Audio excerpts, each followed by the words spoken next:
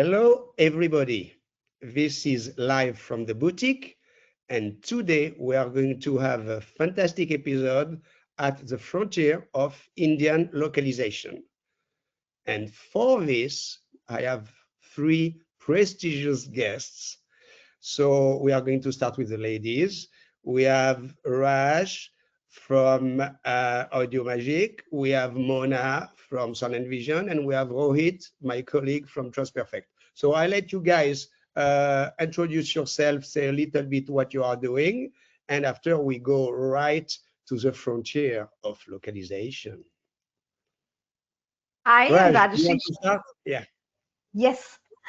Hi, I'm Rajashrie Sharma from Audio Magic. Audio Magic is not just a localization resource, though seemingly that's what it looks like we do, but we're into the business of delivering outstanding cinematic experiences so that a person sitting in Nagpur, which is actually the central of India, has the same experience watching a Hindi movie, a Hollywood movie in Hindi, equally, the way it would be in English. So, though we are miles away, thousands of miles away from Hollywood, that's what we try to do, resonate with audiences worldwide. Fantastic. Thank you, Raj. Mona? Wow, I wish I could speak that eloquently. Oh my Hi, I'm God. Mona Shetty. I'm the managing director of Sound and Vision Studios. We're a localization company in India with studios across Mumbai, Chennai, Hyderabad, Bangalore, and Kochi. And we service a multitude of languages for all localization services. Well, Mona was a dubbing star when she was a kid, so we I was. cannot buy that she cannot talk. You know, she can talk very well. Absolutely. And her voice is actually the voice of many Bollywood actresses. Absolutely. So, Rohit, go ahead. Thank you, Jacques. I'm really glad to be here. Hi, I'm Rohit Sridhar. I'm from TransPerfect Media, and I work as the studio manager with TransPerfect, operating our studio in Pune, in India. That's where we have started our media operations from. And my focus majorly has always been in adapting and enabling scalable high quality Indian language localization. And I'm super glad about this discussion that we are going to have today. Good. We are also glad to have you.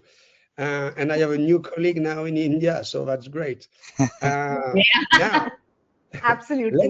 let's talk about a few. I would like to give you a few numbers that probably people don't know. India, with 1 point practically 5 billion people, is the most populated country in the world. It beats China. For a comparison, the European territory, the EU, is only 400 million people, and the US is 340 million people. So if you compare the entire EU with 400 million people with India, it's amazing. It's huge. We're three And times. Yes. exactly. And I like to do the comparison with Europe. We talked a little bit about that last time when we were rehearsing. Um, Europe, with 400 million people, have a lot of different countries, and all these countries have different languages. And unlike the States, where the United States, where you have one language for everybody, even if you have different states, but it's only one language. Europe have different countries and different languages, meaning that different cultures.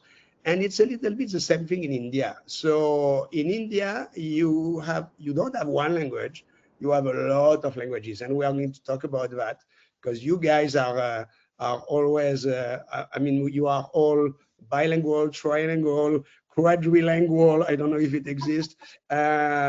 Anyway, you are all speaking a bunch of languages, which Yeah. probably is True. why you have a lot of people doing IT and mathematics in India, because most of the time when people speak different languages, their brain is set up differently. And Yep. um, and I see that with my kids, you know. So They think very fast, and it's probably why India is so advanced in all the AI, the technology, the IT, etc. So based on that, first comparison, Hollywood versus India.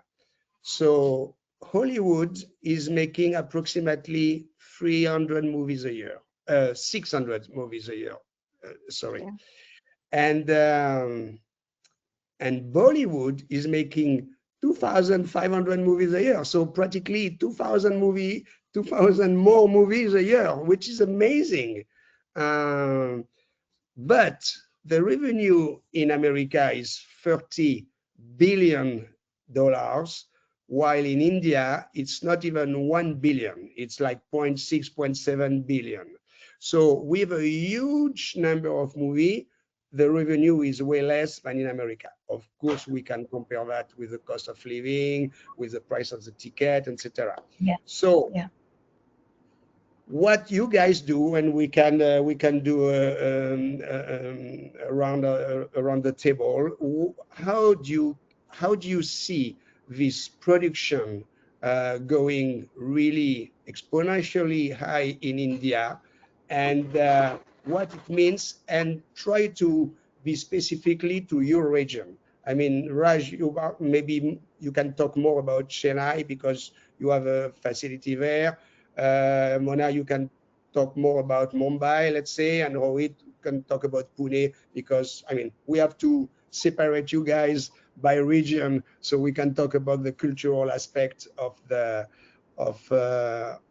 production. So go ahead, Raj. What's going on Yeah. in your part of the world? So let me just, since you spoke about 1.5 billion, actually, Jacques, the interesting thing here is about 1.26 billion would be actually Bharat or emerging India.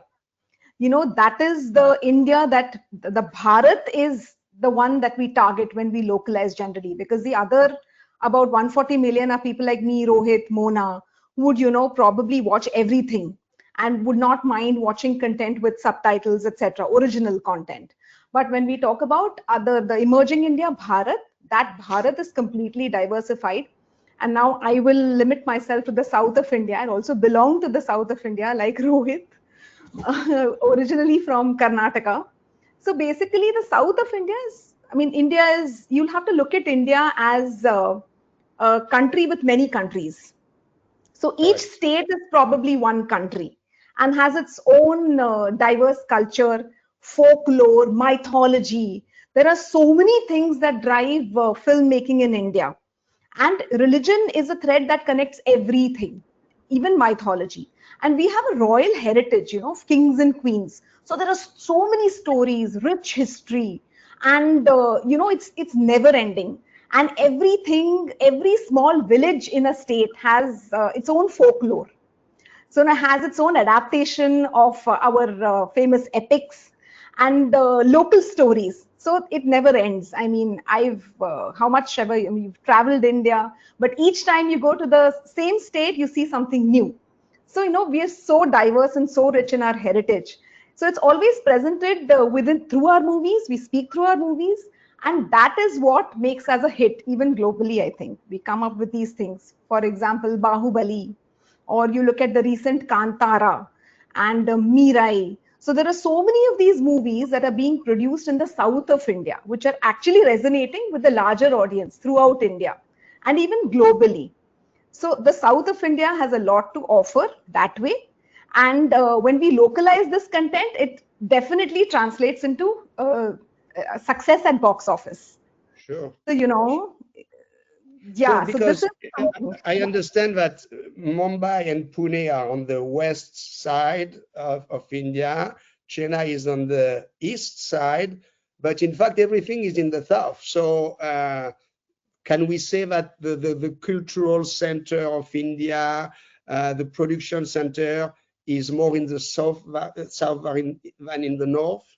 Yes, it is. Yes, there have been, even traditionally, if we look at very old black and white movies, there have been quite a few South Indian companies that were major producers for certain Bollywood releases.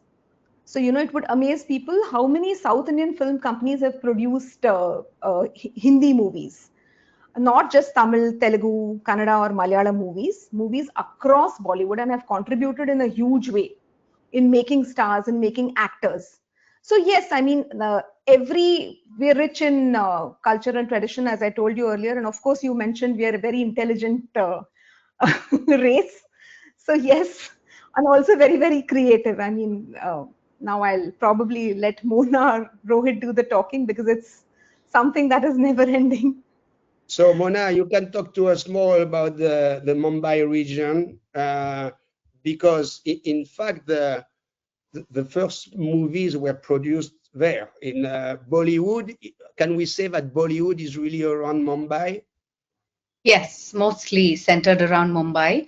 And interestingly, the 2,500 movies that we produce aren't produced in any one film industry. We have separate film industries that belong to each state. So, the Hindi film industry resides in Mumbai, which is commonly called Bollywood.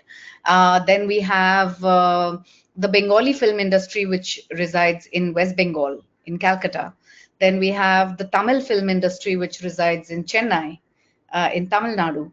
The Telugu film industry in Hyderabad, in Telangana. Then you have the Kannada film industry in Bangalore, in Karnataka. And you have the Malayalam film industry in Kochi, in Kerala. So you have, these are the largest ones. I'm not even going to the Punjabi film industry, the Gujarati film industry. There are so many. They all contribute to these 2,500 films. So these films are being made. I mean, it's interesting that you brought up the analogy with Europe. Europe has about 50 states, sovereign states, and 24 languages. We have 28 states, 8 union territories, and 22 official languages within India. So if you see things like advertising and news, which is the widest coverage of languages, that would possibly be in 22 languages, right? Oh my goodness. Then you come down to maybe television, which would probably be anywhere between 3 to 10 languages, if not more. Okay. OTT would come down a little bit more to about, anywhere between, especially localization happening between 1 and 8 languages, Then theatrical, which goes to maybe 5 or 6 languages. So, the wider, the more expensive the medium, the more the number of languages come down, obviously. But this is how the spread of the language is, and we have, most of these languages are really widely spoken.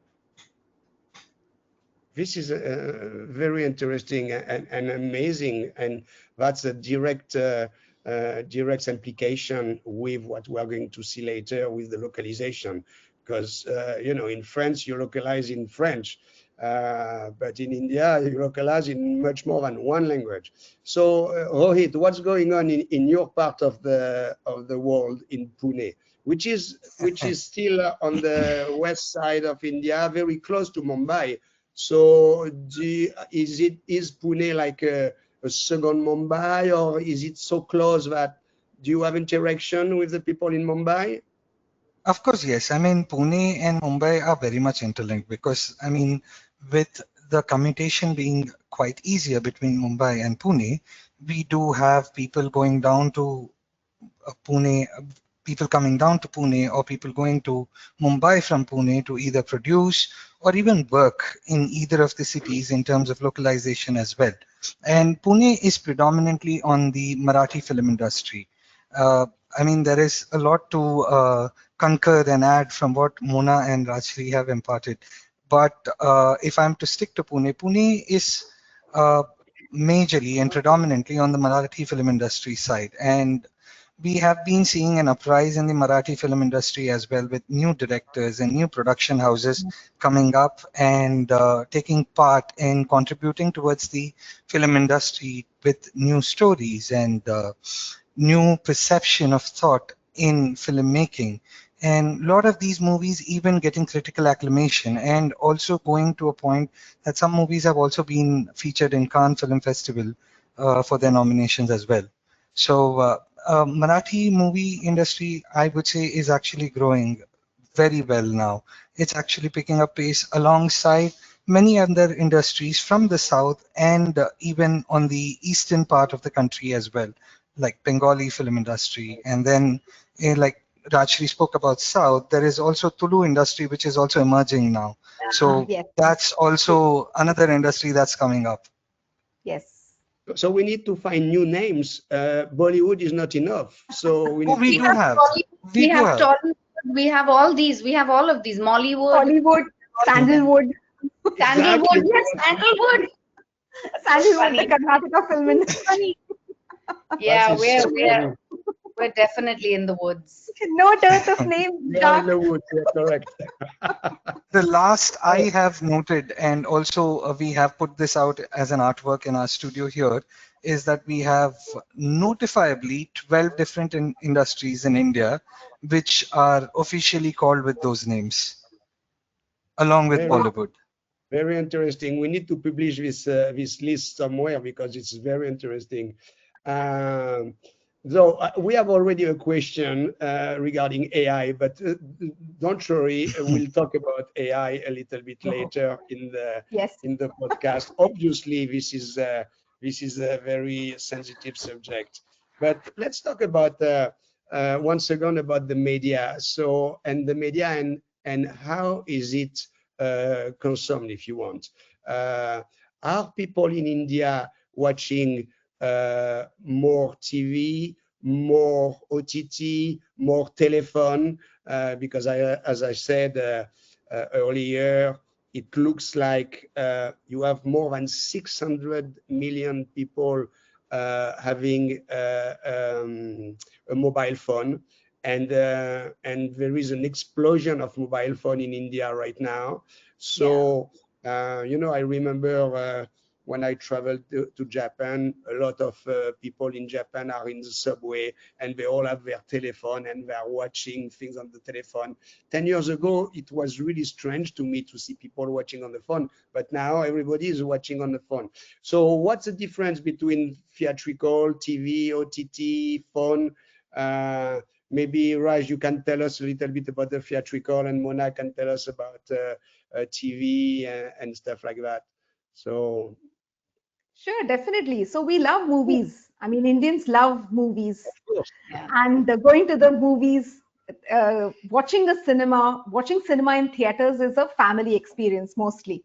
And we also choose our content. Okay, I mean, it's a family movie, it's the genre. And now it's not just movies being produced in India, right? We also watch localized content that is being released theatrically, and we appreciate it. Anime has another huge fan following, and any kind of anime that goes to the theaters, definitely people are very, very interested. You want to watch content with your children, so things like Jurassic Park, etc., is a huge hit. Everyone wants to watch content like that. Then there is an audience that watches thriller and horror. The Conjuring series is a huge hit. You would watch it in Hindi, definitely. There is a specific audience that waits for it. Star Wars or Marvel content. So all this, which is actually localized content, is a huge hit in India in different languages. So you generally do Hindi, Tamil, Telugu, definitely, because for a long time dubbing wasn't very widely accepted in Karnataka. So Kannada has come in late as a language, and similarly Malayalam. Malayalam has its own specific Malayalam audience that would love to watch movies in Malayalam. Similarly, like Bengali, very niche movies are made there. So people really want to watch content in their own language. But having said that, yes, definitely. I mean, we love going to the theaters. We love this. And even with the advent of OTT, suddenly we saw a surge there. But people love going to the theaters. They, of course, want to go back. And there is something huge in India. Content being released in theaters is, it's the big day. That's what they say. Friday is a big so day. it's a family event with popcorn, Coca-Cola, etc., Absolutely, yes. So In Mona, India, what's going on? Sorry. Go ahead. Sorry. So they say the most popular forms of entertainment in India are cricket and Bollywood. Cricket and the movies, let's say. So what's Yes. going on the TV side, TV and OTT? Is it reaching the same numbers, or I think it's your going kids wider when and they go wider. home? Yeah, I think it's going wider and wider. TV has the widest penetration, okay, and therefore it goes out in many, many more languages. Whereas OTT is, it started out with Hindi, then Tamil and Telugu caught on slowly, and now, I mean, there are at least 6 languages on OTT. So yeah, I think it's just going deeper and deeper and deeper with internet connectivity improving. I'm sure sky's the limit. And on the OTT, do you have a lot of local production going on OTT, or it's a lot of um, Local production from original? local production from each and every different film industry. This So is there's fantastic. local production in Hindi, there's local production in Tamil, there's local production in Telugu, there's local production in Kannada, in Yes. Malayalam, in Bengali, in Gujarati, in Punjabi. There's just so much going on because every True. state has its own language. Yes, So then exactly. with that language, then they have their own little film industry, they have their own media industry. So which is why, you know, Raj was right when she said that each state is like a country in itself. It's got a Correct. whole Yes. bouquet of Yes. services. I mean, the advantage that you guys have is that each state being its own country, you can still understand. Not everybody understand all the states, but you Yeah. have much more intercommunication within the country than, let's Yes. say, in Europe. Most of the French don't really speak a lot of languages. The Italian is the same thing. The Spanish is the same thing. So you have way less interaction in terms of culture and language in Europe that you probably have in India. That's an interesting fact. Rohit, do you want to add something? What about? I'm intrigued about this number of 600 million people having a mobile phone. What do you do with your mobile phone all day long? Stare at A it lot all of day. things. A lot of things. I mean, uh, mobile phone has a major consumption of human attention of late, if we see. I mean, that's the fact globally.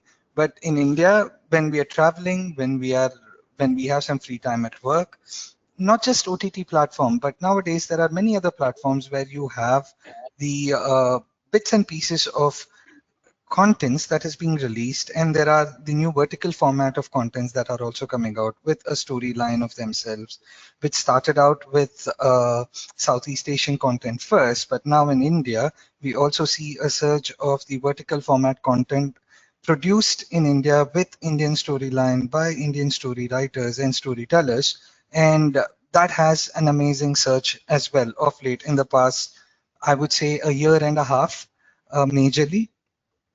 And there is a lot of consumption that happens on that. That's all in mobile.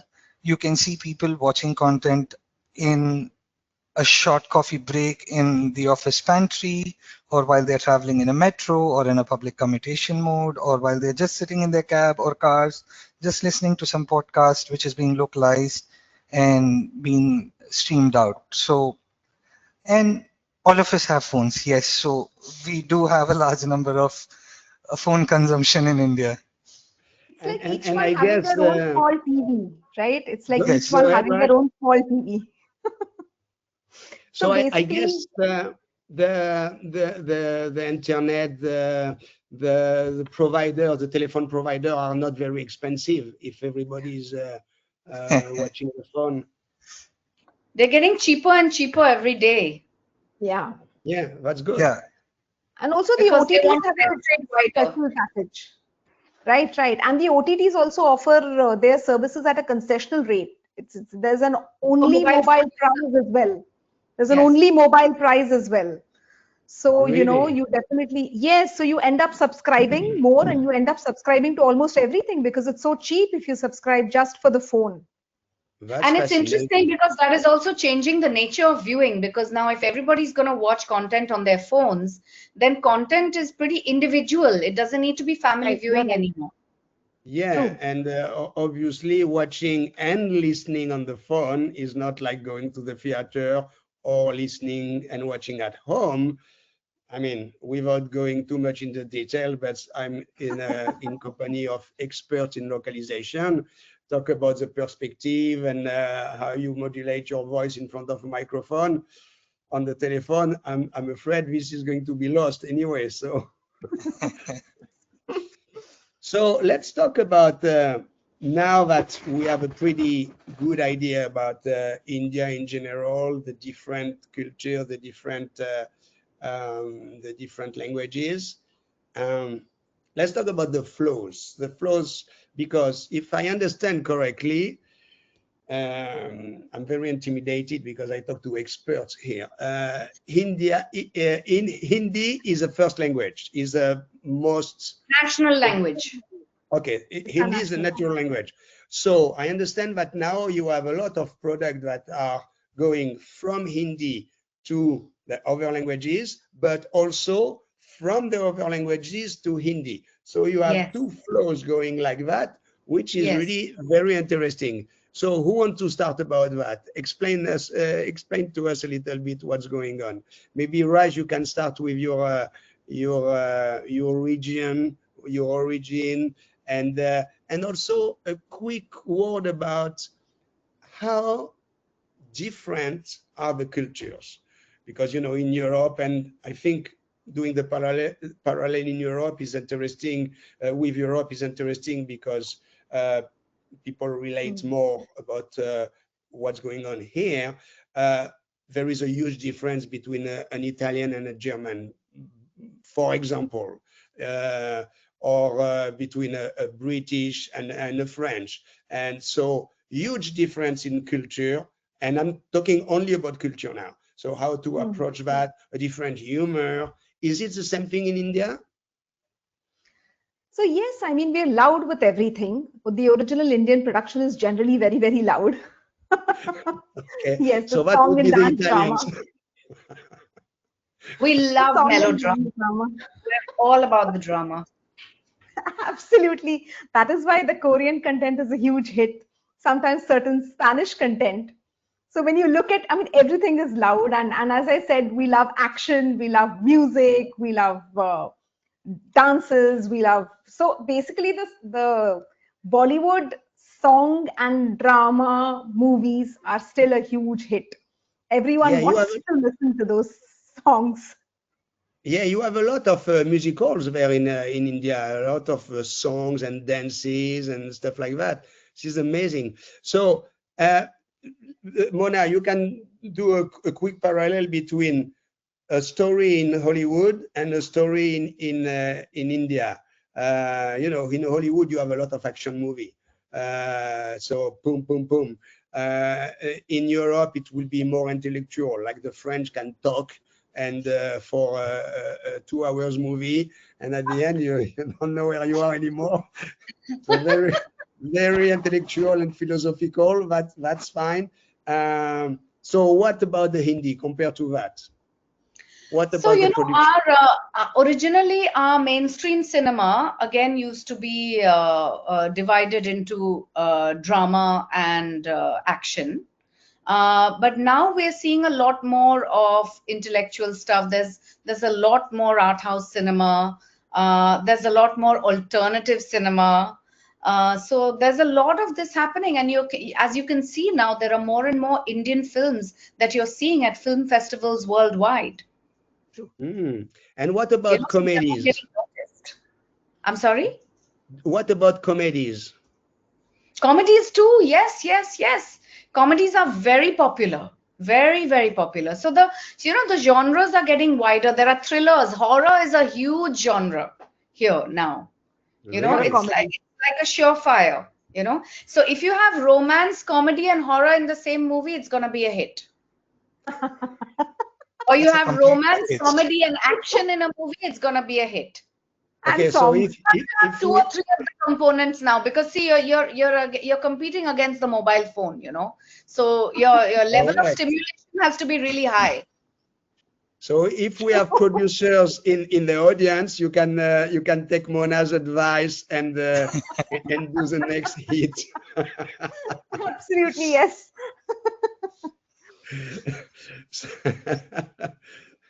So now, uh, would we agree that comedy are probably the most complex to localize Oh, because of the absolutely. because of the difference of cultures?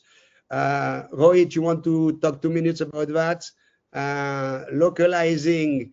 Uh, how do you translate uh, a joke, a humor from one state to the other? Oh, it is definitely A a challenge.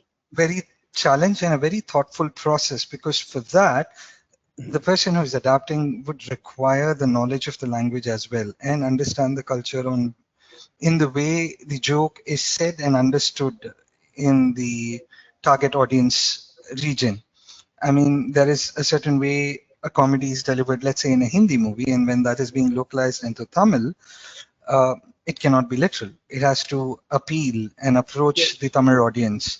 So somebody who is directing it should be able to understand if it's a dark comedy.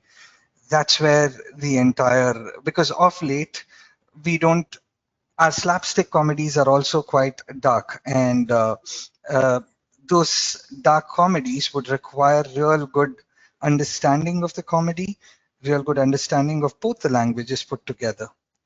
Yeah. Yeah, well, it's the same here. I mean, in Europe, translating the humor, the jokes, the subtle things is always the most complicated and the most difficult. Um, Now it looks like you guys, how do you do with with the adapters? Because we all know we are all in this business, and we all know that the dubbing business starts with the adaptation. Not a good adaptation, don't even waste your time doing the dubbing. So where do you get your adapters, and how many bilingual, trilingual people you have to work with? Raj, if you want to start. So the adapters are basically chosen based on what we are working on. If it's a theatrical, we approach it in a very different way. If it's OTT, it's again different. And if it's broadcast, it's very, very different because we have set rules and patterns here. If a movie is going to go out into the theaters, then we need a different kind of adaptation. We end up, in fact, changing a lot of things. When you actually watch the original content, we almost have the liberty of changing a lot of things so that it sounds sometimes humorous to add humor where there isn't any humor. And maybe if there is a reference, certain scientific reference in a Hollywood movie, we have take the liberty of changing it to certain Bollywood references which resonates with the audience better. So it's a completely different way of adapting. While if we are adapting for OTT, generally we try to keep everything intact. I mean, the culture, the creator's intent intact, and we try to just translate what is being told. It's viewed very differently here, Jacques, because when you want to attract people to the theaters, you want to call them to the theaters, you want them to buy tickets and go and watch your movie. It's very different to keep them holding now 3 hours in one position and trying to watch the localized content. So that is why we add a little masala, is what we call the masala Indian movies. So masala is added, spices, they're added to the original content. So be it Indian content, say Tamil dubbed into Hindi, certain things would change. Hollywood movies, English movies being dubbed into Hindi, certain things would change if it is going to the theater. If it's OTT, again, the treatment is different. Yeah, and we just got a question, what is the most difficult content to localize? I think we answered that. We all agree that the humor, the comedy are the most challenging. Did you change the dialogue according to your region? Yeah, Raj just answered that. That's absolutely true. So now, Mona, I have a question for you. On TV and on OTT, you can probably switch from one language to the other. Like if you, most of the OTT now have this option. Now, how much of change do you guys do? And if the same movie is, if you can watch the same movie in different languages, I guess you have to be a little bit conscious about that, because you don't want to have too many big differences between the languages for the same movie, because people can do it. People can jump from one language to the other. So how do you manage that? Do you have a vision of all the languages that are being done, or everybody is doing his own language? I think this depends entirely on the brief from the producer, and also on the target audience, on the kind of content it is. And I think there are times when we can totally change everything about a movie, because sometimes we're given the freedom to do that. And there are times when we have to, we can change everything. We can change dialogue, we can change storyline, we can change characterization, we can change everything, you know. Names, everything, And yes. we can change names, we can change everything. Depends on how much freedom the producer or the distributor is giving you. And at the same time, there are a lot of stuff on TV or OTT. We have to you have to kind of basically really follow the creator's intent, you know. And Yes. you have to do stay as true to the material as possible, so that you know, you can't deviate too much. So all of this is done in discussion with the client, in discussion with the adapter, the director, you know, to see exactly what is the reach, who are we trying to target, who are we trying to pull in, are there cultural references we want to change, is there pop culture we need to change, right? Things like that.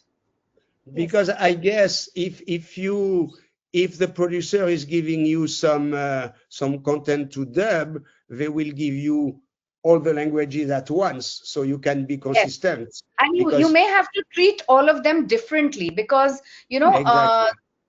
the understanding of an idiom or an expression or a cultural reference may be different for different languages. Yeah. Right. And we have to. And I guess you have a glossary keeping the names consistent, the location consistent, things like that.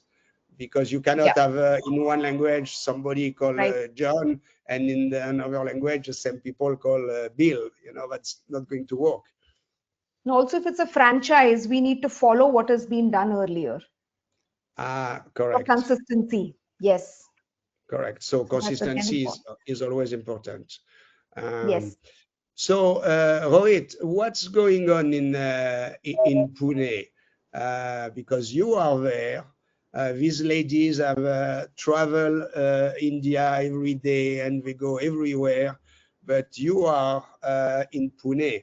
So, what's going on there in terms of culture? Do you watch which languages are seen on TV there, or on the theaters? I mean, how big is Pune compared to the other major cities in India? I would say Pune, I would not know exactly how big is Pune in terms of radius as of now,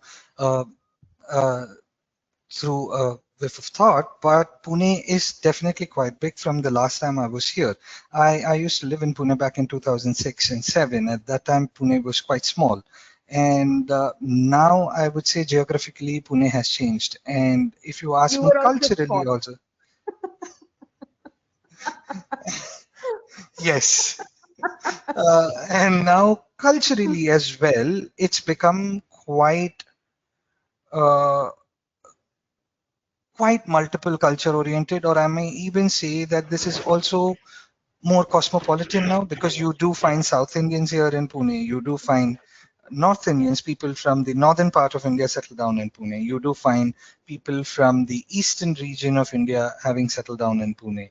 And you do find the natives also. If you ask me how different is Pune from Mumbai, not much. Not It's much. very much the same. And language-wise, predominantly we speak Marathi here, but we all also speak Hindi as well. The content that is being consumed, majorly Marathi, Hindi, and all throughout India, which I think probably even all of us could concur, we do consume all the contents, regardless of whichever region the movie is being originated from, as long as it has been localized, because of the support of localization, because of the support of all these OTT platforms, and the reach that these offer. All of us consume content. Even a South movie, when localized in Hindi, it's watched everywhere in India. Not just Pune, not just Mumbai. It's probably watched even in Lucknow, in UP, and Delhi. Interesting. So Yeah. talking about that, let's take 2 minutes to talk a little bit about how the localizations started in India. The dubbing was invented by the Americans in the late 30s because they wanted to sell to the French and the Germans at this time. They wanted to sell their movies. And actually, the first movies were dubbed in Hollywood, in Los Angeles. And so they started to dub French and German for a few years to try to sell that to the two most powerful country at this time. But as you can imagine, the pool of talents were not very good. The technique was not very good. That was not their job. So very soon, the French and the Germans said, okay, thank you very much. We are sell the movie, we buy your movie, but we are going to start doing the dubbing ourselves. And that's how the whole thing started in Europe, with the French and the German in the 40s, starting to do their own localization. So what happened in India when the whole thing started? It's pretty much the same. It's in the 30s that the big films started coming out. The big Hindi movies, the big Tamil movies, the big Telugu movies. And the producers started realizing that if I have to reach a wider audience, the easiest way to do it is by just changing the language. And they started dubbing their films from one language to the other. So a Hindi film would probably go into Tamil and Telugu. A Telugu film would probably go into Hindi and Tamil. A Tamil film would probably go into Hindi and Telugu, So this started happening, and a lot of this also, really broke out, I think, during COVID, because a lot of people started watching OTT and they started watching content in other languages. And suddenly the word pan-India became the biggest word that we were hearing all the time, which basically meant that every film then wanted to be accessible in every language, because people were sitting at home consuming Hindi films, Tamil films, Telugu films, Kannada films, Malayalam films, Punjabi, Gujarati, Odia, Assamese, Bengali. All of these films were being consumed, and all kinds of cinema became so popular. And right? all these movies were also dubbed. Many of them. Over time, they started getting dubbed so that they're accessible to everyone. Sure. Even before OTTs, the broadcast platforms, we had a lot of Turkish dramas being watched. So naturally, Turkish content was being localized into Hindi, and it had a huge fan following even now. And so even before OTT, so there was a particular channel that ran only Turkish dramas. It was called, I think, Zee Zindagi, and it did really well. So there were certain broadcast channels that would only offer localized content, and it was a huge hit with the audience and even with the dubbing actors, I remember, because it was their first experience, their first brush with dubbing. Even Mona, if you remember, Swabhiman being dubbed. Yeah. It was done. There was a certain show, Mahesh Bhatt show, and it was a huge hit, being localized into several languages, airing on that was broadcast. one of our first daily soaps. Yes. Yeah. it was, I mean, so basically, if the content is good, people like to watch it. And if it's available in a language of their choice, then they don't have to bother about reading. So I think it resonates more with the local audience here. And can we say that compared to the subtitles, because in Europe you had for a while a lot of subtitles versus dub, because the price is not the same, obviously, but more and more dubs are coming. So is it the same in India? You have you still have subtitle, but more and more dubbing? Yes, definitely.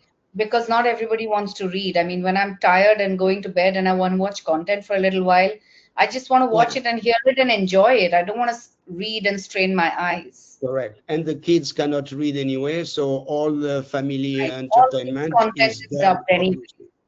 Yes. So let's talk a little bit, because we are already at 46 minutes. Yeah, the time goes fast when we are in good company, like we say. Let's talk about now the future. What's the future of localization? What are the big challenges?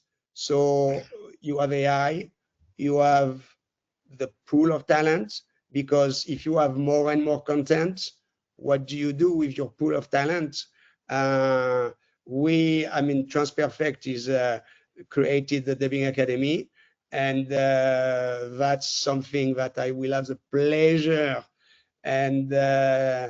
pleasure to come and introduce to India probably early next year. So I'm looking forward to see you guys, and so that's one way of training talent. But how do you research your people?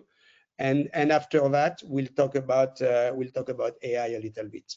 So Raj and Mona, how you are looking for talent in your respective facilities? So we run a lot of workshops to train talent.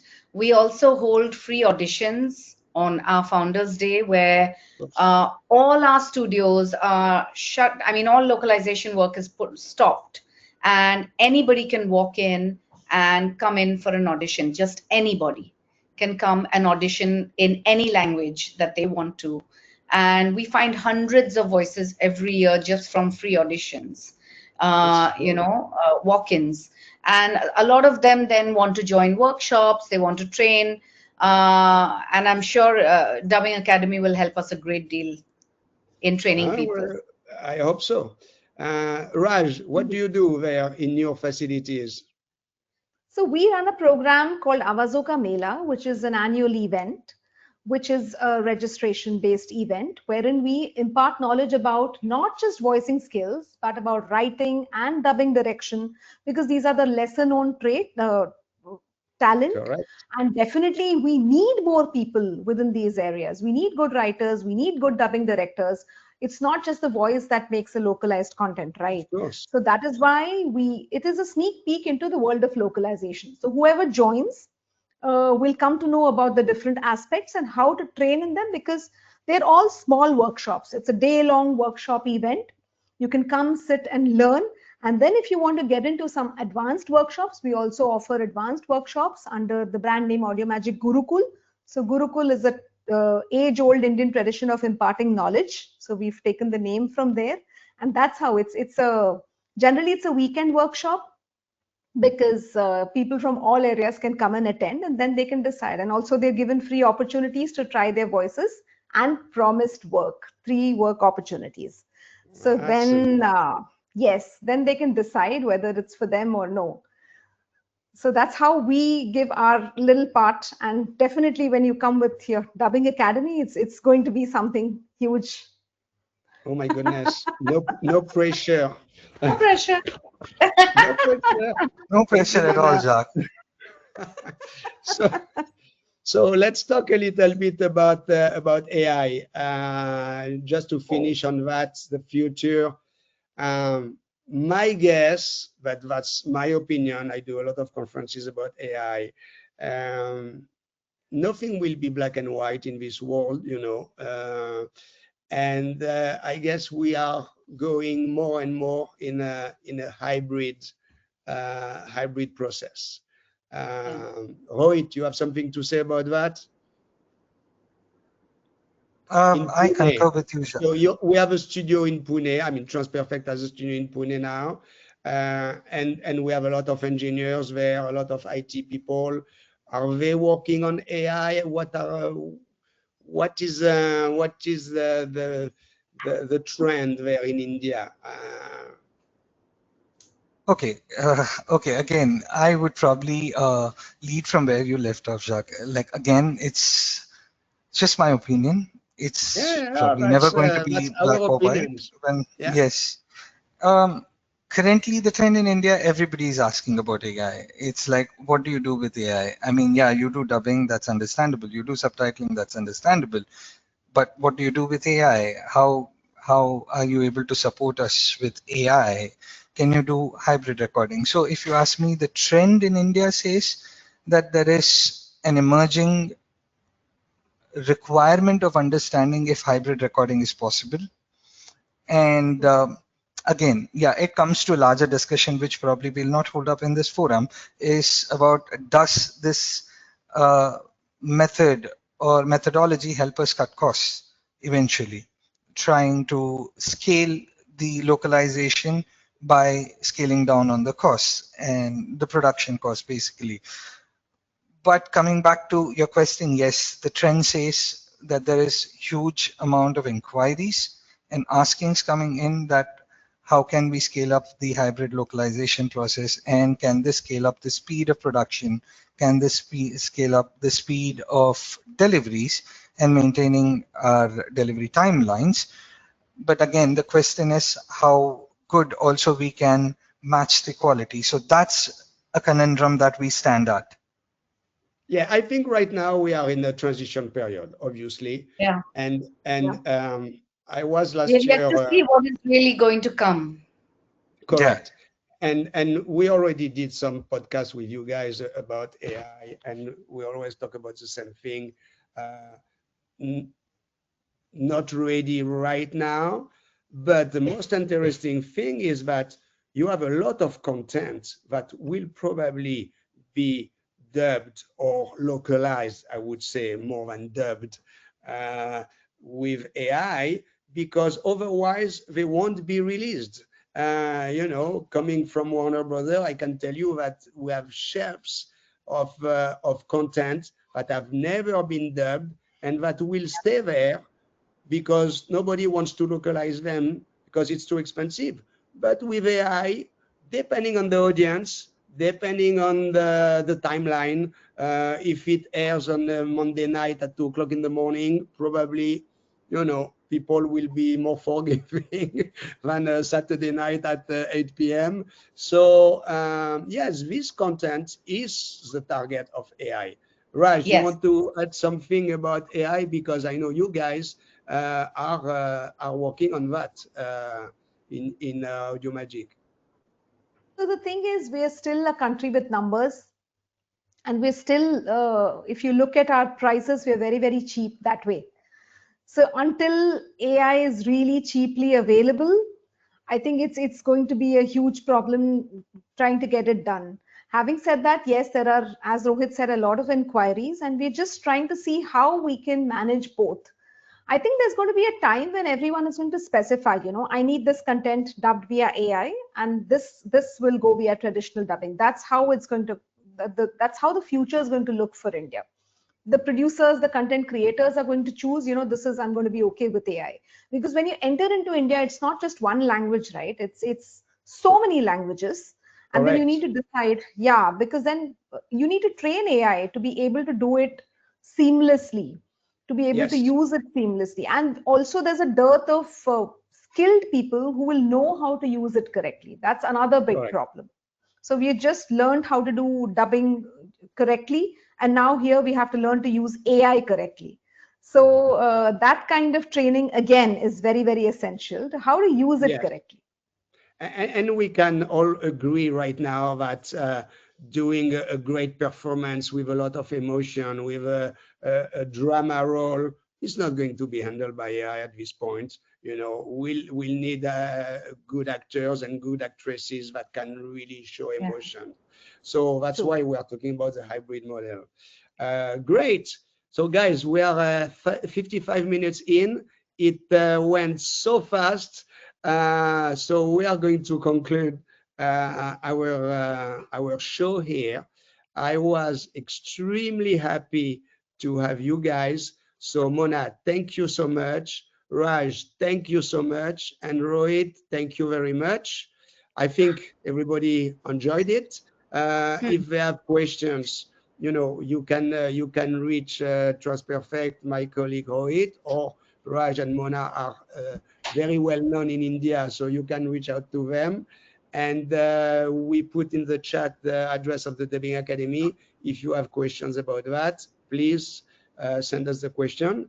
And hopefully we can do that next year to see what is, if we don't know what's the future of localization in India, let's do the same thing next year and we'll see how things will have evolved. Okay? Hopefully we'll have some answers on AI by then.